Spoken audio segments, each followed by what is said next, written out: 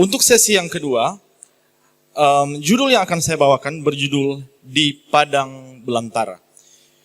Dari panitia memberikan satu pertanyaan yang coba untuk dibahas pada sesi ini, yaitu mengapa Allah mengizinkan ada penderitaan. Ada banyak kisah di dalam Alkitab untuk menjawab pertanyaan ini, tetapi saya ingin mengambil satu bagian dari Alkitab yang ada di dalam buku Ulangan pasal 8. Dan sebelum kita lanjut, mari kita berdoa bersama-sama.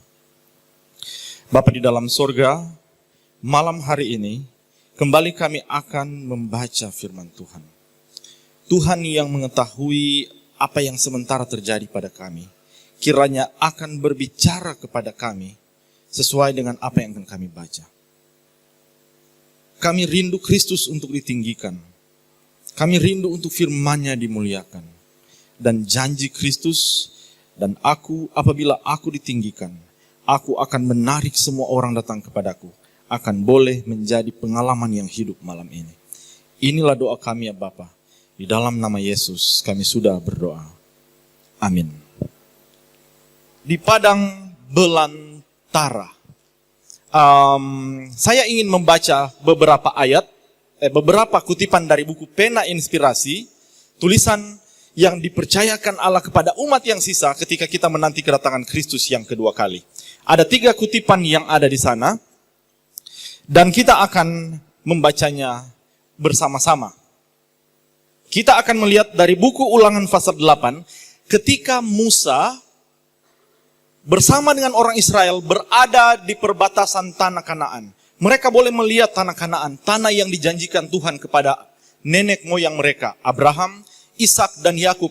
Dan sekarang mereka berada pada perbatasan, mereka sementara melihat tanah perjanjian. Dan kemudian Musa mengingatkan kepada orang Israel tentang pengalaman mereka selama 40 tahun.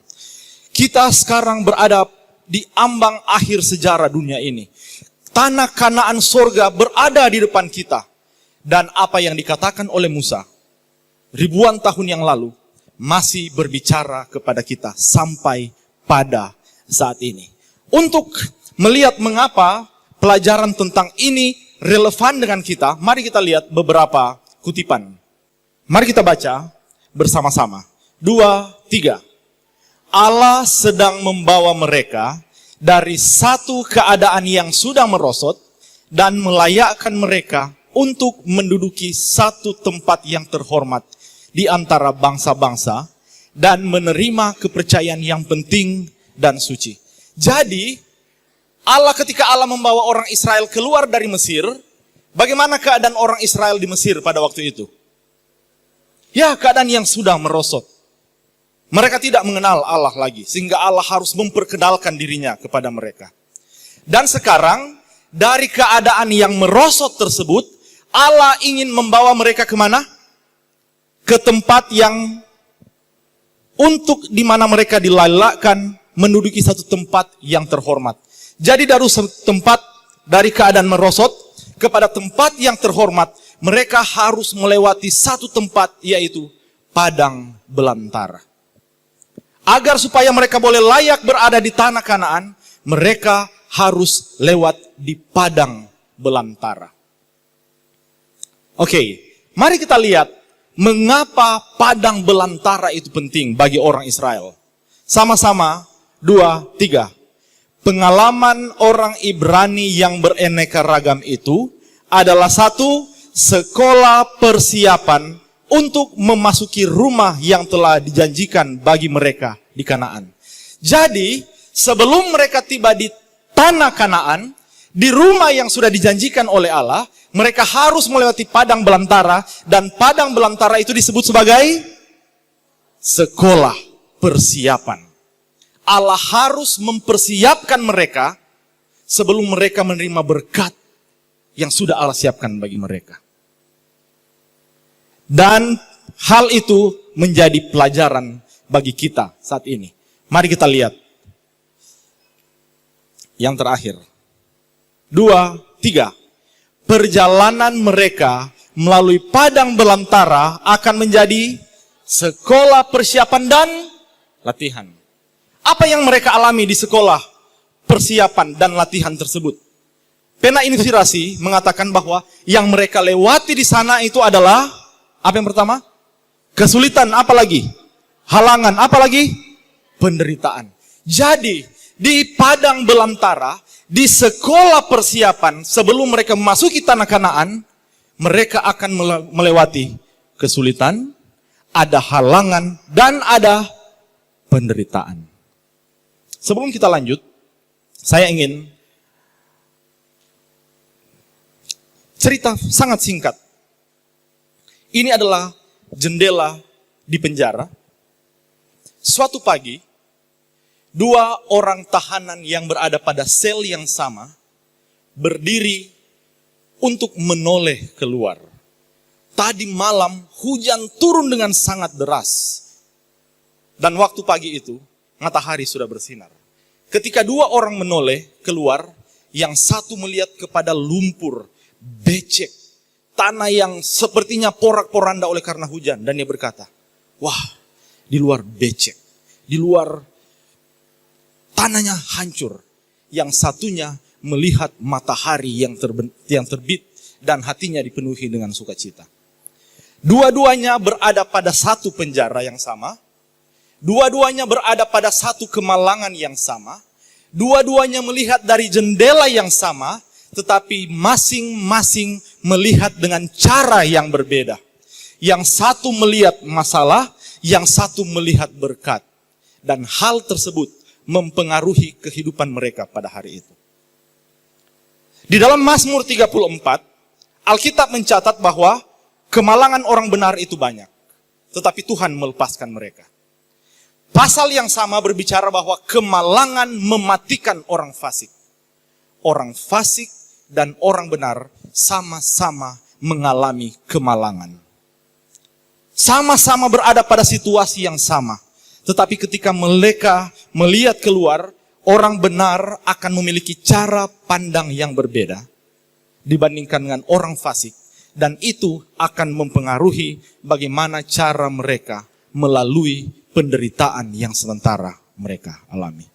Orang malang dan orang fasik mengalami masalah di dalam keluarga. Orang benar dan orang fasik mengalami masalah keuangan yang sama. Orang benar dan orang fasik bergumul di dalam perkuliahan mereka. Orang benar dan orang fasik diberhentikan dari pekerjaan mereka. Mereka kehilangan pekerjaan mereka. Orang benar dan orang fasik mengalami gangguan dalam emosi mereka. Tetapi bagaimana mereka melihat penderitaan itu akan mempengaruhi akhir dari cerita mereka. Mari kita buka di dalam Ulangan pasal yang ke-8. Pertanyaan yang diberikan adalah, mengapa Allah mengizinkan penderitaan itu terjadi? Ulangan pasal 8. Khotbah yang paling panjang di dalam Alkitab menurut saya ada dalam buku Ulangan. Ketika Musa berkhotbah berpasal-pasal banyaknya. Mengingatkan mereka tentang masa lalu mereka dan apa yang ada di hadapan mereka. Dan sekarang kita masuk di pasal yang ke-8.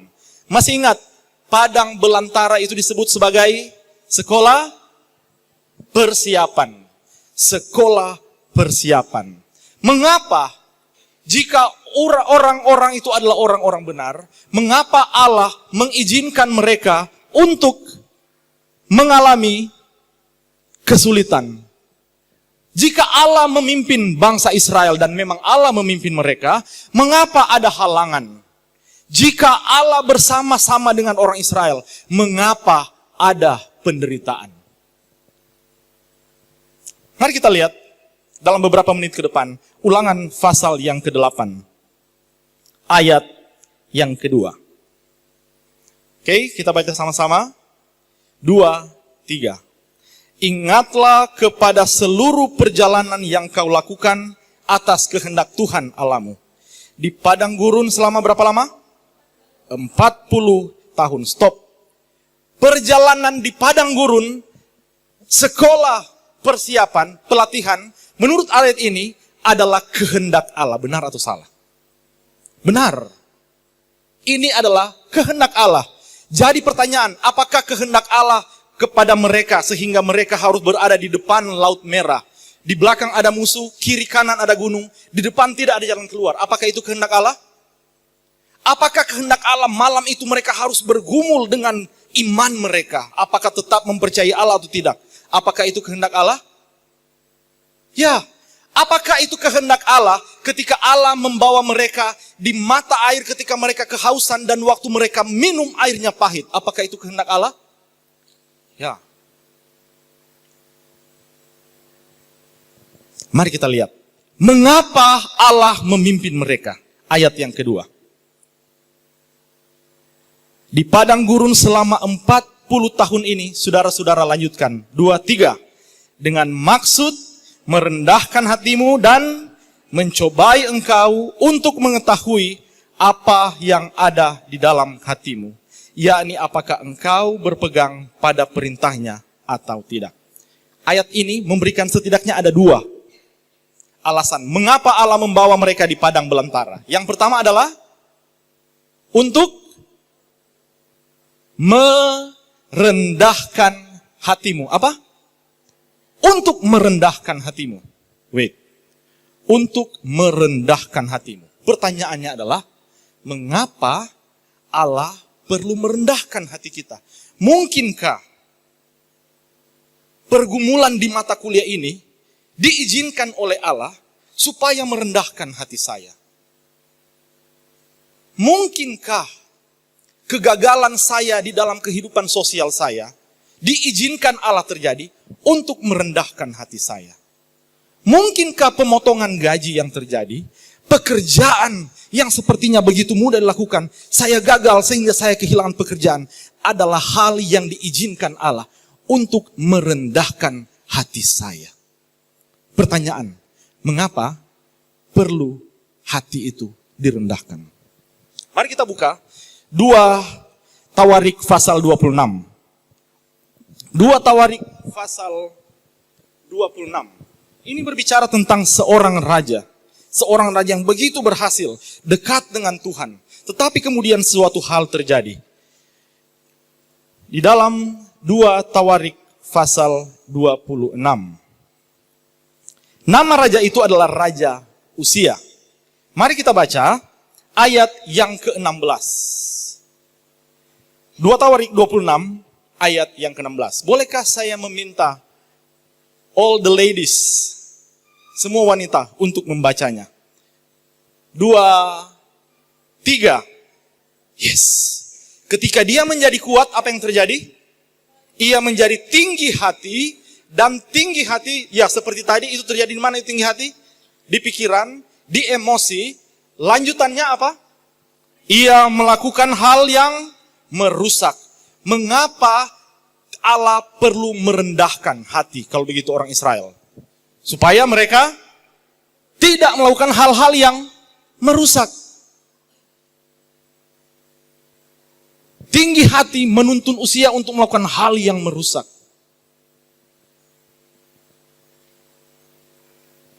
Masih ingat apa yang membuat Lucifer dibuang dari sorga? Tinggi hati. Jadi tinggi hati memisahkan Lucifer dari Allah. Dan Allah tidak ingin umatnya dipisahkan dari dia. Itulah sebabnya Allah perlu membawa mereka pada suatu situasi untuk membuat supaya jangan mereka menghancurkan diri mereka oleh tinggi hati mereka. Allah sangat tidak ingin kehilangan kita dari dirinya. Itulah sebabnya Allah mengizinkan hal-hal ini terjadi. Terkadang Allah harus memisahkan engkau dari pacarmu supaya dia boleh menarik hatimu kepadanya. Terkadang Allah harus mengizinkan penderitaan yang begitu membuat engkau menderita supaya engkau merasa saya membutuhkan Tuhan. Tinggi hati menutup saya dari Allah karena saya merasa cukup. Saya tidak membutuhkan Allah. Jika saya memiliki segala sesuatu, mengapa saya harus membutuhkan Allah? Dan Allah mengizinkan ini terjadi kepada orang Israel supaya ia dapat menarik mereka kepadanya. Kesombongan itu begitu berbahaya. Mari kita lihat di dalam Yakobus 4 ayat yang ke-6. Yakobus 4 ayat yang ke-6. Saya ingin kaum pria untuk boleh membacanya. Yakobus 4 ayat 6.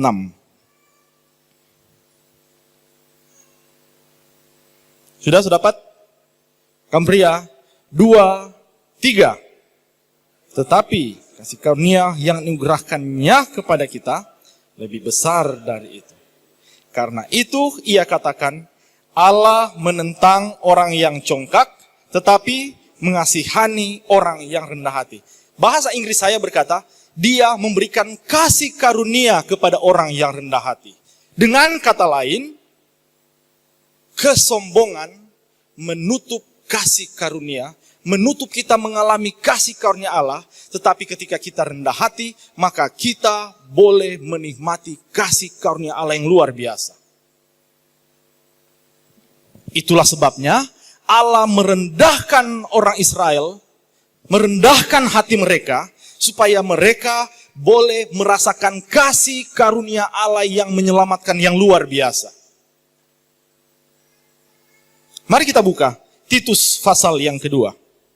Titus pasal 2 ini ada 3 ayat.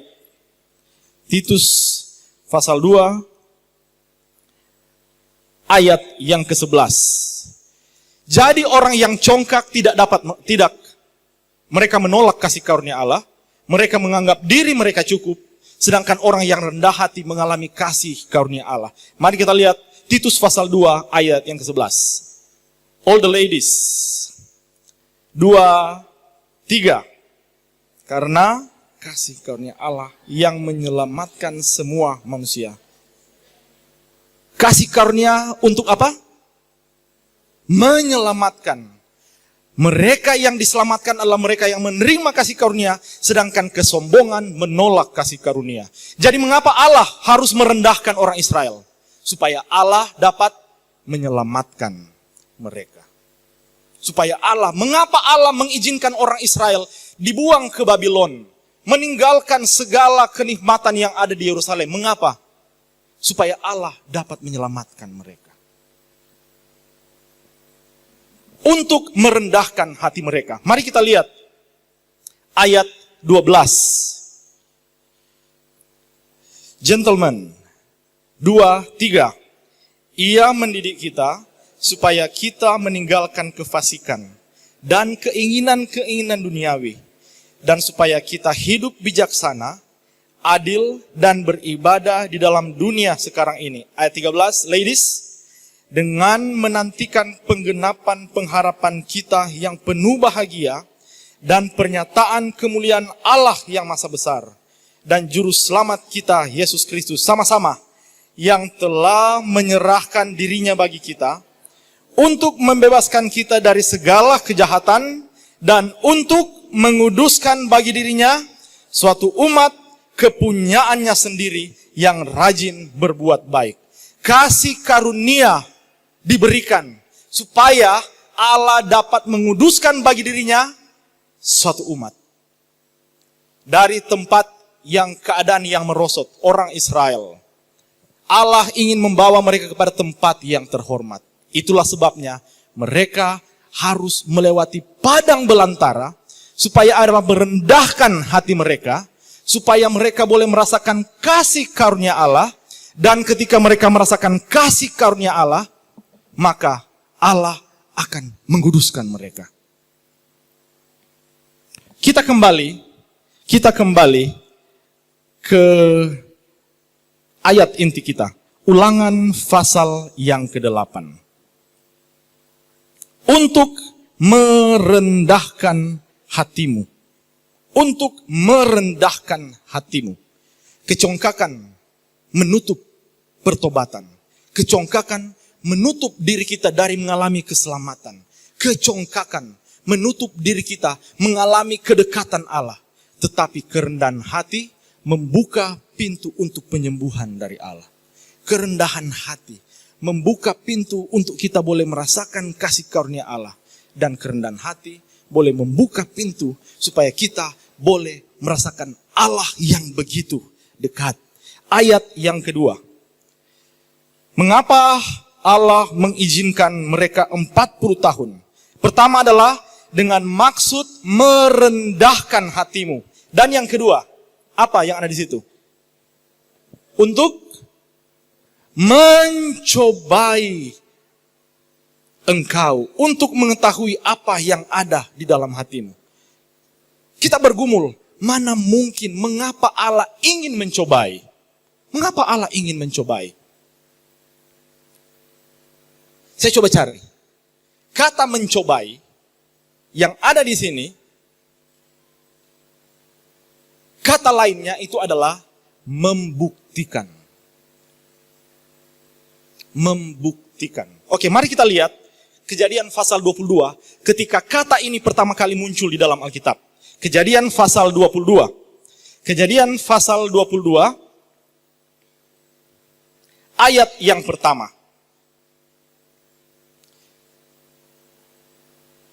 Sama-sama kita baca. 2, 3. Setelah semuanya itu, Allah mencoba Abraham. Allah apa? Mencoba. Allah mencoba Abraham. Pertanyaan, apakah Allah mengetahui Abraham akan menyerahkan anaknya Ishak? Ya atau tidak? Ya. Kalau begitu mengapa Allah perlu mencoba? Kata lain mencoba, apa tadi? Membuktikan. Membuktikan kepada siapa? Ketika Allah memanggil Abraham untuk membawa Ishak, Allah ingin menunjukkan apa yang ada di hati Abraham. Bahwa Abraham itu adalah orang yang setia. Abraham adalah orang yang setia. Ketika Ishak memberikan tangannya untuk diikat oleh ayahnya yang sudah tua, padahal dia bisa lari, Ishak menunjukkan apa yang ada di dalam hatinya. Dan ketika mereka menunjukkan penurutan kesetiaan mereka kepada Allah, saya baru buka tadi, di buku para nabi dan bapa, sorga itu melihat dan malaikat-malaikat terheran-heran. Jadi apa yang terjadi? Allah ingin menunjukkan kepada malaikat-malaikat bahwa Abraham adalah orang yang setia. Abraham adalah orang yang setia. Kata membuktikan yang kedua, pertama kali disebut di Kejadian pasal 22. Kedua kali, dia itu disebutkan di dalam Keluaran pasal 15. Keluaran 15 ayat yang ke-25. Keluaran 15 ayat 25. Kita tahu ceritanya bagaimana Allah membawa orang Israel. Baru beberapa hari kemarin Allah membuka Laut Merah bagi orang Israel sehingga orang Israel boleh lewat. Dan orang Israel memuji-muji Tuhan. Beberapa hari kemudian Allah membawa mereka di Marah. Di air yang pahit. Dan ketika mereka minum air yang pahit tersebut, apa yang terjadi? Ayat yang ke-24. Kita baca sama-sama. 2, 3. Lalu bersungut-sungutlah bangsa itu kepada Musa. Kata mereka, apakah yang akan kami minum? Pertanyaan. Apakah mereka tahu Allah bersama dengan mereka? Ya. Kemarin mereka memuji-muji Allah. Oh, Tuhan itu luar biasa. Tuhan dapat melakukan hal-hal yang besar. Tapi beberapa hari kemudian Allah membawa. Dan mari kita lihat ayat yang ke-25. Mengapa Allah membawa mereka ke situ? Saya ingin baca. Musa berseru-seru kepada Tuhan, dan Tuhan menunjukkan kepadanya sepotong kayu. Musa melemparkan kayu itu ke dalam air, lalu air itu menjadi manis. Di sanalah diberikan Tuhan ketetapan-ketetapan dan peraturan-peraturan kepada mereka. Dan di sanalah, lanjutkan, Tuhan mencoba mereka. Apa kata lain mencoba?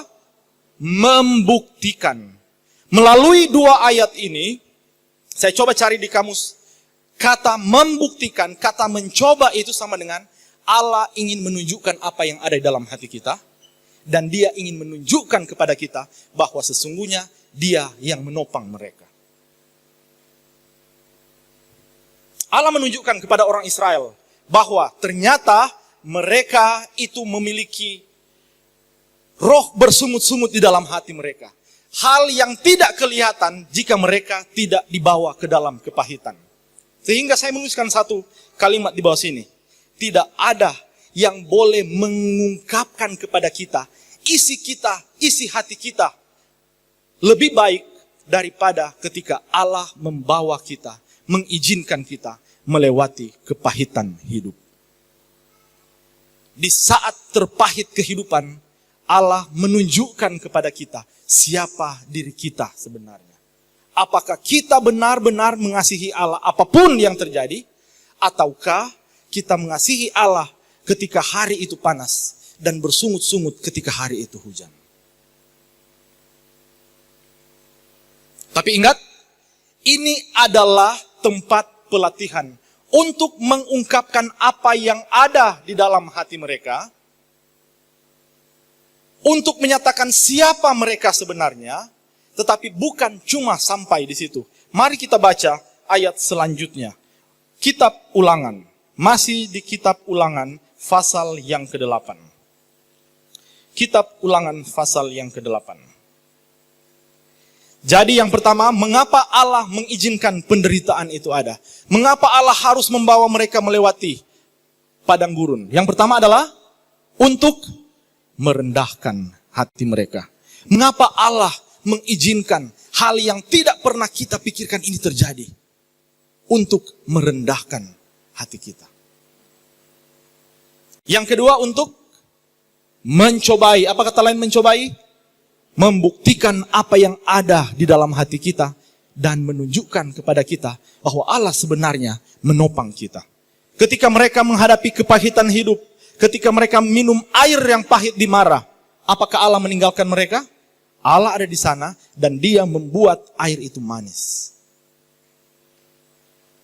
Yang ketiga, mari kita lihat ayat yang ketiga.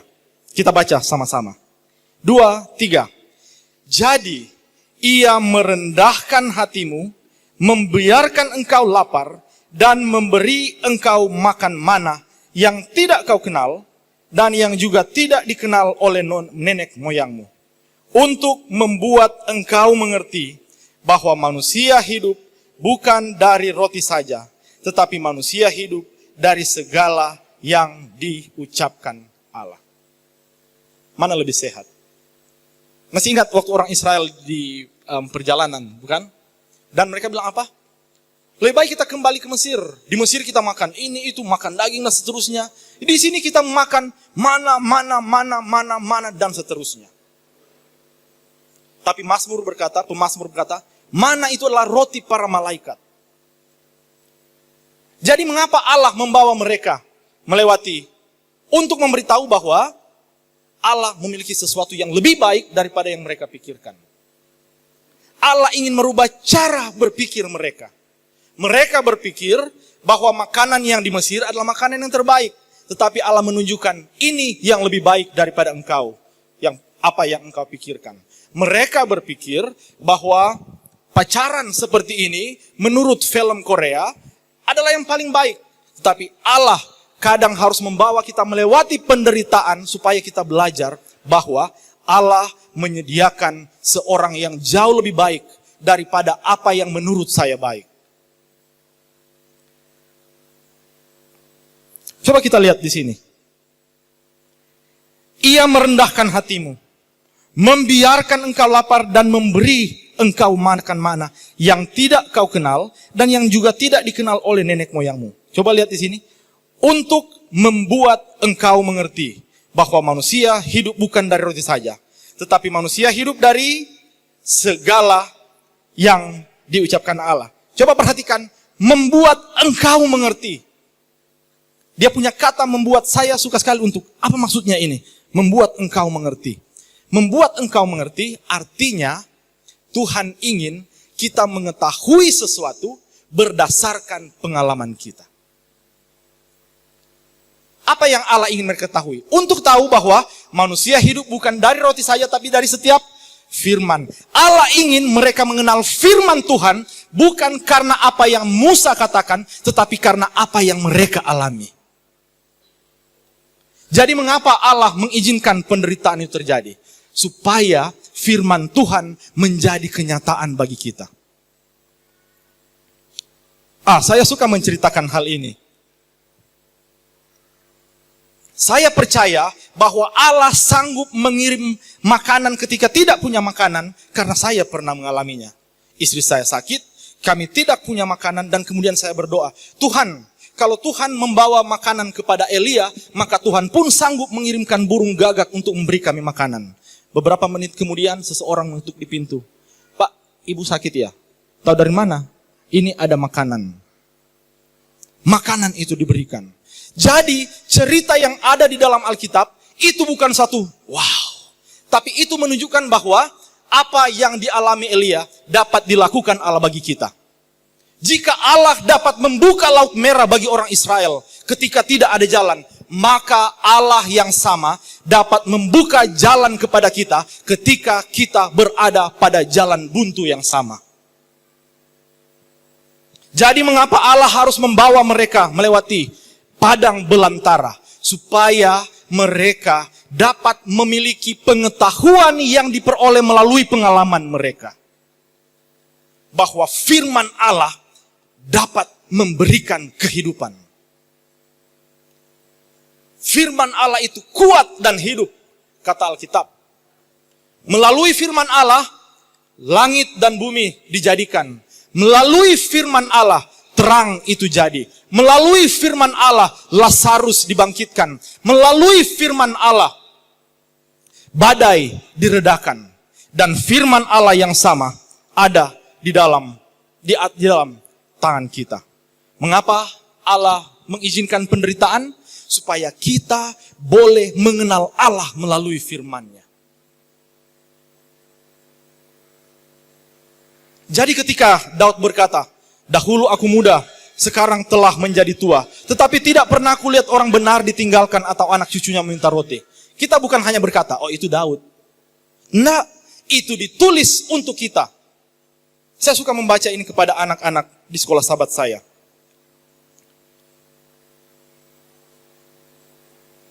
Ada kutipan yang saya tuliskan di sini. Dia bilang seperti ini. Di dalam janji-janji dan amarannya, Yesus menunjukkannya bagi saya. Pengalaman-pengalaman yang ada dalam firman Tuhan, hendaknya menjadi pengalaman saya. Menjadi pengalaman siapa? Menjadi pengalaman siapa? Saya. Jadi, jika Allah sanggup menutup mulut singa bagi Daniel, sanggupkah Allah menutup mulut singa bagi kita? Jika Allah dapat membuka Laut Merah, sehingga orang Israel boleh lewat, dapatkah Allah membuka jalan bagi kita, ketika sepertinya di sekeliling kita tidak ada jalan keluar, ya atau tidak? Ya, jika Allah dapat membawakan seorang Hawa bagi Adam, dapatkah Allah membawakan seorang pasangan bagi saya, ya atau tidak? Banyak orang muda yang saya tanya sekali lagi, jika Allah sanggup menyediakan seorang pasangan bagi Adam, maka Allah pun sanggup menyediakannya bagi saya, ya atau tidak? Ya, pengalaman yang ada di dalam Alkitab, dituliskan oleh pena inspirasi, hendaknya menjadi pengalaman siapa? Kita, saya. Bukan hanya kita tahu secara teori, tetapi itu adalah pengetahuan yang kita alami. Jadi mengapa Allah mengizinkan penderitaan? Cerita orang Israel yang pertama adalah untuk merendahkan mereka. Itu adalah sekolah.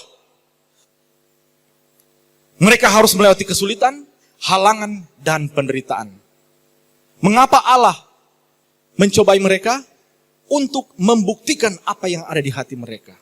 Mengapa Allah mencobai mereka? Supaya mereka boleh mengenal Tuhan lebih dekat. Yang terakhir, mengapa Allah mengizinkan orang Israel menderita?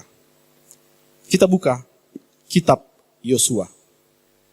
Yosua pasal 2. Mari kita baca ayat 9. Ini Rahab. Ini Rahab yang berbicara kepada dua pengintai yang datang ke Yeriko. Oke, kita baca sama-sama.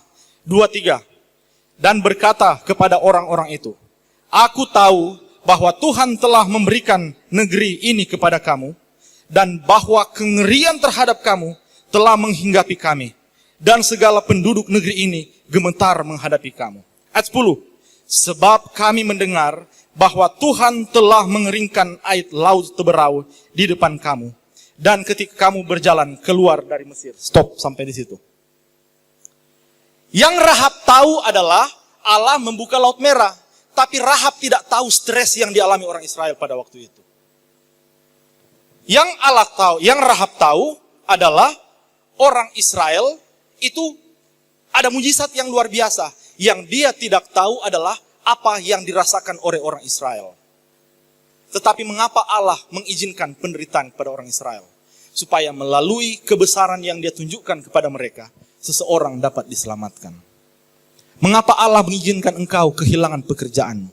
Mungkin kesetiaanmu kepada Allah akan dapat menyelamatkan seseorang. Mengapa Allah mengizinkan Daniel dibuang ke lubang singa? Supaya melalui kepahitan yang dialami Daniel malam itu, Raja Persia dapat diselamatkan. Mengapa Allah mengizinkan 3 orang Ibrani dibuang ke dapur api yang menyala-nyala? Bukankah Allah dapat memadamkan api pada saat itu? Mengapa Allah mengizinkan? Supaya Raja Nebukadnezar dapat diselamatkan. Jadi penderitaan kita digunakan oleh Allah sebagai sarana untuk menyelamatkan seseorang.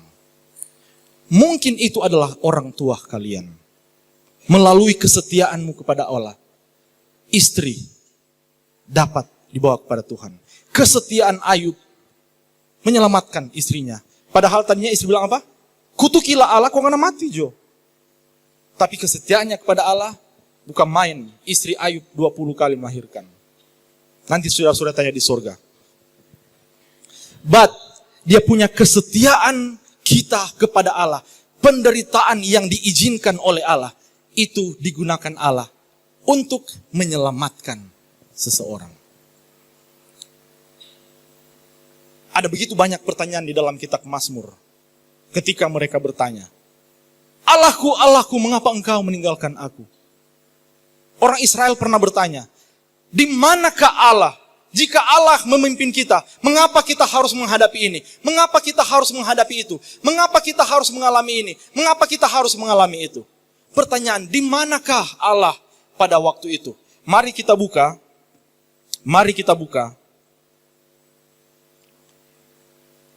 Yesaya pasal 63. Yesaya pasal 63.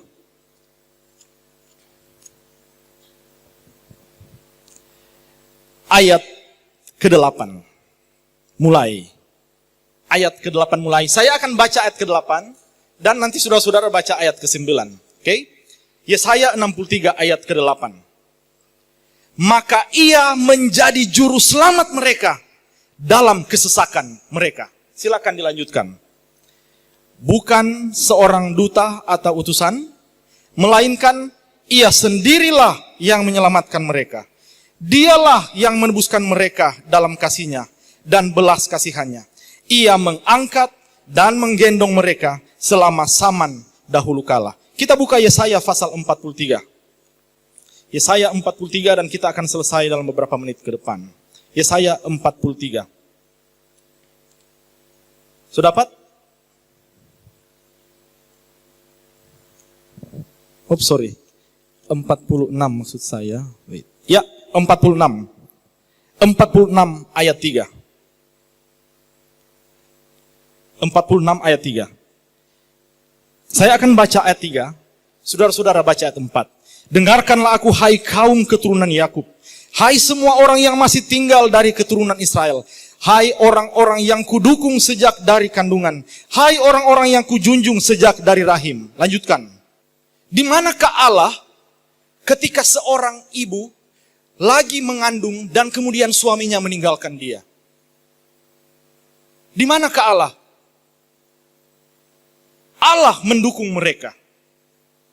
Di manakah Allah ketika masalah keuangan begitu kuat menghimpit satu keluarga yang takut akan Tuhan? Di manakah dia?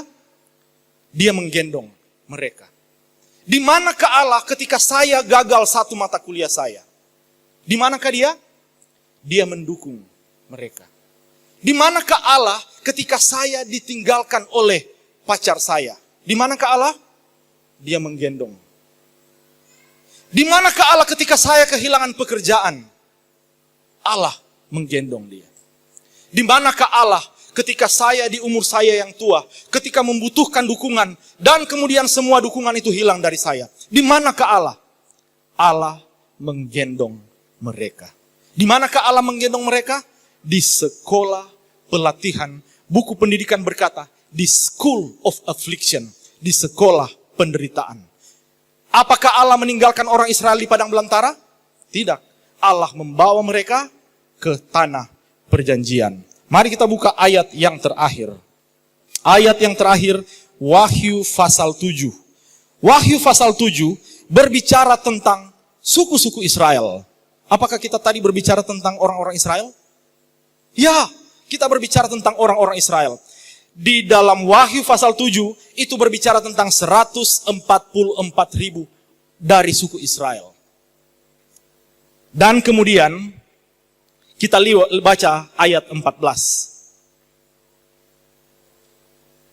Ini Yohanes melihat orang yang banyak sekali dan mereka memakai jubah putih. Dan Yohanes bertanya, siapakah mereka?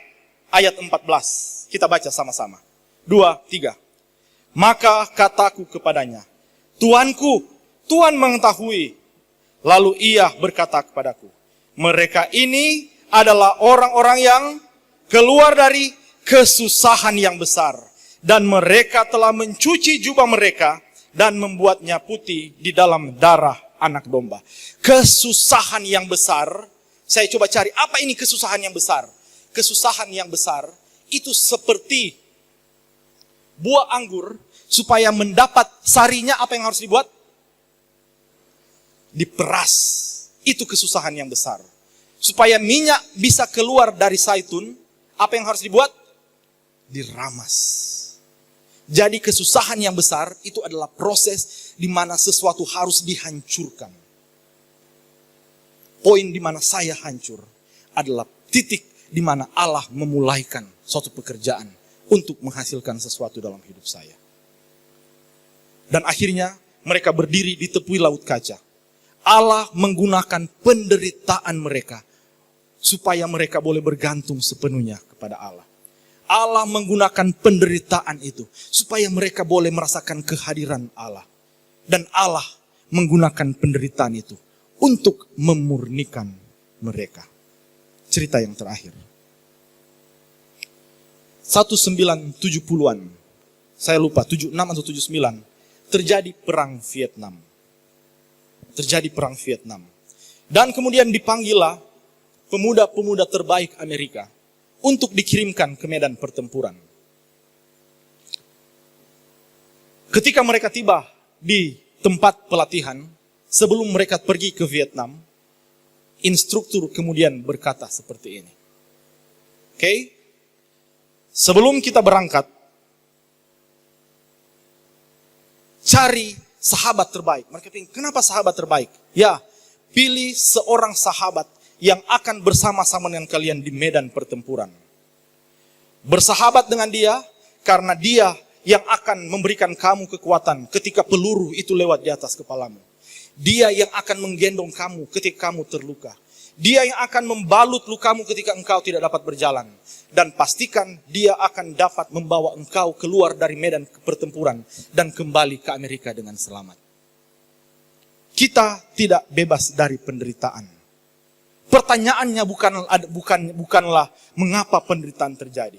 Pertanyaan yang relevan adalah siapa yang bersama-sama dengan saya di dalam sekolah penderitaan, di dalam sekolah pelatihan. Kristus yang sudah menopang orang Israel, yang membawa mereka tiba di Kanaan, adalah Allah yang sama, yang berkata, marilah kepadaku semua yang letih lesu dan berbeban berat, dan aku akan memberikan kelegaan kepadamu. Adakah anak-anak muda di sini saat ini yang ingin menyerahkan dirinya sepenuhnya kepada Tuhan? Tuhan, masalah begitu besar, tolong saya untuk melihat dengan paradigma yang baru. Saya ingin Tuhan menggunakan penderitaan ini menjadi sarana saya mengenal Tuhan. Saya ingin Tuhan menggunakan masalah ini untuk boleh menjadi sarana seseorang diselamatkan. Jika itu adalah Anda, saya undang datang ke depan dan kita akan berdoa bersama-sama. Tuhan, saya ingin supaya penderitaan ini akan Tuhan gunakan supaya saya boleh mengenal Tuhan.